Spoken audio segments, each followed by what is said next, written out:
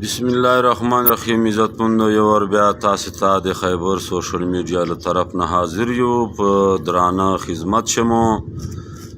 محترم جناب منتظر شم مندلای دا ډیر وخت بعد مو ملاقات ور سره وسو رکاوټ نه جوړه سره د سوراب خان او منتظر صاحب پهله موږ دوه ډیره شکریا ادا کوو چې دوه موږ په شارټ نوټس باندې ټیم راکړه. الله دې خوشحال ساتي. تازه کلام سره جناب منتظر صاحب ته جوړی نه خوندور کلام وارو.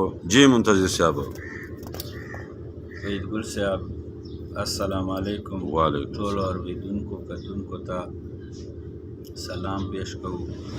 او غزل نه مخکې درې شعرونه دي چې له یارانو چا محبت له وجې پاتې یمه، دولت ښه نه دی خو دولت له وجې پاتې یمه. د یارانو چا محبت له وجې پاتې یمه، دولت ښه نه دی خو دولت له وجې پاتې یمه. او خالي لاسونه چا ته ښې بدې ته نشم ورتلی، دا مې عادت دی دې عادت له وجې پاتې یمه. او منتظر نه کوم ملګرو نه ګیلې منتظر نه کوم ملګرو نه ګیلې ملګرو، له خواهشاتو خپل غربت له وجې پاتې یمه.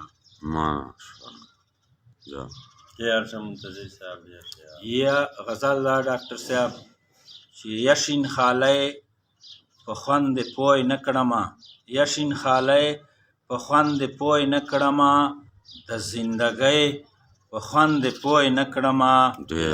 او پیسې میراته شي چې نه وې رانه، پیسې میراته شي چې نه وې رانه، مست ځوانۍ په خوند پوی نه کړمه.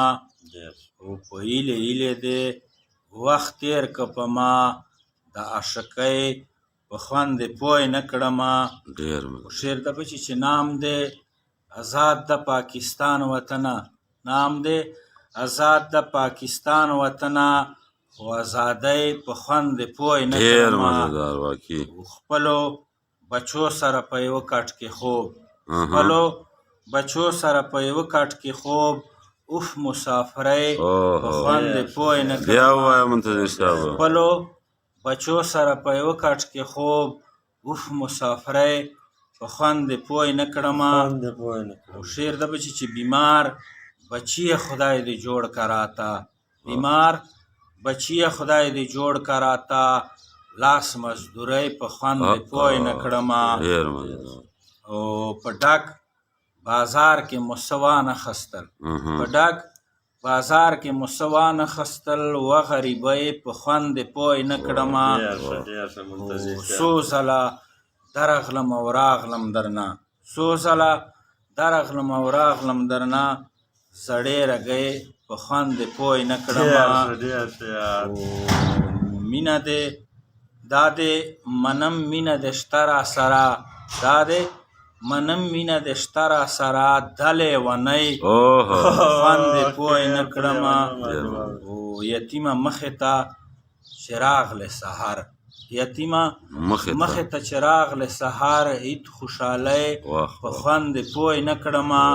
او اخري شعر ده چې په منتظر تا جوړي رحم وکړه، په منتظر تا جوړي رحم وکړه، خپل ډوډۍ په خوند پوی نه کړمه.